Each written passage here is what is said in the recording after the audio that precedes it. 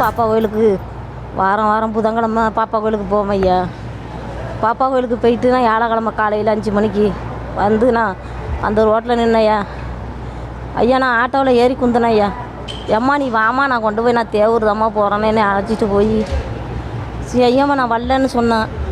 மீறி நீ வாமா உன் பெத்த பிள்ளை மாரி இல்லையான்னு சொல்லி என்னை கூட்டிகிட்டு போனாம்மா. கூட்டிகிட்டு போய் அந்த நரச்சி தெருவு அந்த புதுச்சேரி கீழே தெரு நரச்சி தெருவில் ஐயா என்னை வைக்காத இடமெல்லாம் கையை வச்சு என்னை அசிங்கப்படுத்து என்னை கேவலமாக நடத்திக்கிட்டேன் ஐயா. என்னால் தாங்க முடியாது. கீழே குதிச்சு வண்டி விட்டு மேலே விட்டு ஏற்றிக்கிட்டு போகையா போயிட்டாயா. அங்கேருந்து ஒருத்தர் வந்தார் வயசானவர். ஐயா ஐயா என்னை காப்பாற்றியான்னு கத்தி கதறி அவர் உடனே என்னை தூக்கி அதுக்கப்புறம் அவங்க ஊருக்கெல்லாம் தகவல் சொல்லி எல்லோரும் வந்து என்னை தண்ணியை தெளித்து மூஞ்சில அதுக்கப்புறம் உட்கார வச்சு எங்கள் ஒரு பெர்சண்ட்டுக்கு ஃபோன் பண்ணி பெர்சண்ட்டுக்கு சொல்லி என் பையனுக்கு சொல்லி அதுக்கப்புறம் அங்கேருந்து வந்து 108 ஏற்றி என்னை கொண்டாந்து ஆஸ்பத்திரியில் சேர்த்தாங்க ஐயா. போலீஸு கம்ப்ளைண்ட் கொடுத்தையா. இன்ன வரையும் போலீஸு கம்ப்ளைண்ட்ல ஆளை பிடிக்கலையா. எனக்கு உள்ள நிலமை இல்லை. வயசு பொண்ணுக்கு நடந்துச்சுன்னா என்னையா பண்ணுறது? பெண்கள் எப்படியா ரோட்டில் நடக்க முடியும்? எனக்கு வந்து நிலைமை யாருக்கு எந்த பொண்ணுக்கு வரக்கூடாது. தற்போதைய செய்தியை பார்த்து கொண்டிருக்கிறோம். நாகை அருகே மூதாட்டியை பலாத்காரம் செய்த முயற்சித்த தகவலானது வெளியாகி இருக்கிறது. கூடுதல் விவரங்களோடு செய்தியாளர் லெனின் இணைப்பில் இருக்கிறார். வணக்கம் லெனின், என்ன நடந்தது? முழு விவரம். கனிமொழி, நாகப்பட்டினம் மாவட்டம் கீழ்வளூர் அடுத்த வடக்காலத்தூர் தொகுதியைச் சேர்ந்தவர் மனோகரன். இவரது மனைவி வாசுகி, வயது 60. இவர் ஒவ்வொரு வாரம் புதன்கிழமை இரவு நாகை பாப்பா கோயில் உள்ள தர்காவில் இரவு படுத்து உறங்கிவிட்டு அதிகாலை வடக்காலத்தூர் உள்ள தனது வீட்டுக்கு செல்வது வழக்கம். அந்த வகையில் கடந்த மாதம் 21ஆம் தேதி அதிகாலை பாப்பா கோவில் ஆட்டோவுக்காக நின்றவரை அந்த வழியாக இருசக்கர வாகனத்தில் வந்த இளைஞர் ஒருவர் உங்க ஊருக்கு தான் செல்கிறது என கூறி மூதாட்டியை தனது இருசக்கர வாகனத்தில் ஏற்றி அழைத்துச் சென்றுள்ளார். அப்போது மூதாட்டிக்கு தொடர்ந்து பாலியல் தொல்லை கொடுத்தபடியே வாகனத்தை ஓட்டி சென்றதாக கூறப்படுகிறது. இதற்கு எதிர்ப்பு தெரிவித்த மூதாட்டியை அடித்தும் நிலத்தையும் அழைத்துச் சென்றுள்ளார். தொடர்ந்து மூதாட்டிக்கு பாலியல் தொல்லை கொடுத்து வந்த நிலையில் புதுச்சேரி அருகே வரும்போது அந்த இளைஞரிடமிருந்து தப்பிப்பதற்காக வாகனத்தில் இருந்து கீழே குதித்துள்ளார். இதனால் ஆத்திரமடைந்த அந்த இளைஞர் மூதாட்டியை அடித்து கீழே தள்ளி இருசக்கர வாகனத்தை அவர் மீது ஏற்றியுள்ளார். இதனால் மூதாட்டி சத்தம் போட்டுள்ளார். அப்போது அவ்வழியாக ஆட்கள் வரவும் அந்த இளைஞர் தப்பித்து ஓடியதாகவும் கூறப்படுகிறது.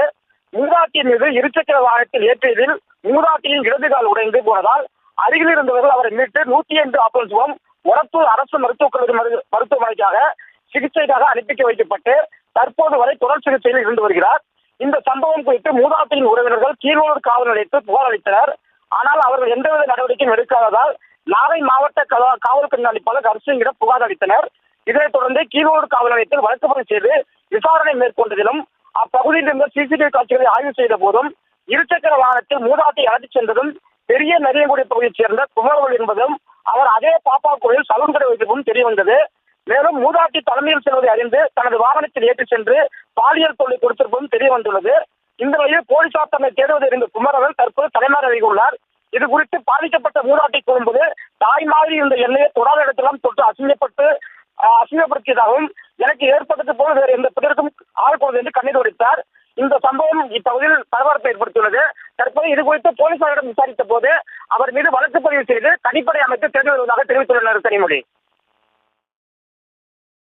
விவரங்களுக்கு நன்றி லெனின். தற்போது பாதிக்கப்பட்ட மூதாட்டி பேசிய காட்சியை மீண்டும் ஒரு முறை பார்க்கலாம்.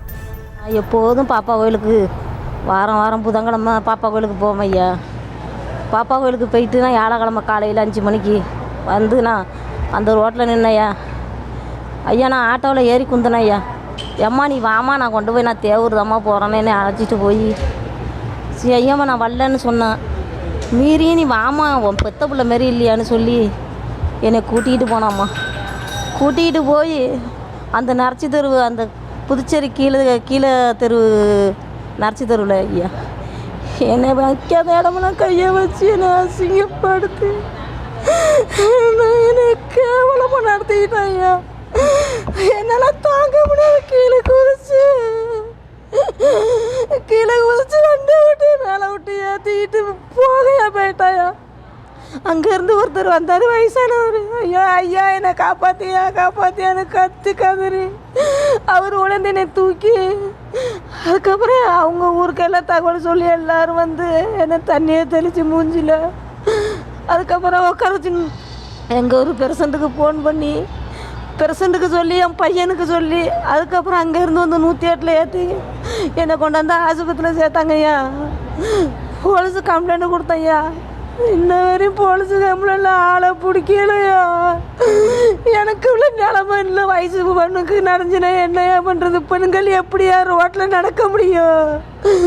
எனக்கு வந்து நிலைமை யாருக்கு எந்த பொண்ணுக்கு வரக்கூடாது. செய்திகளை உடனுக்குடனும் துல்லியமாகவும் தெரிந்து கொள்ள சப்ஸ்கிரைப் பண்ணுங்க.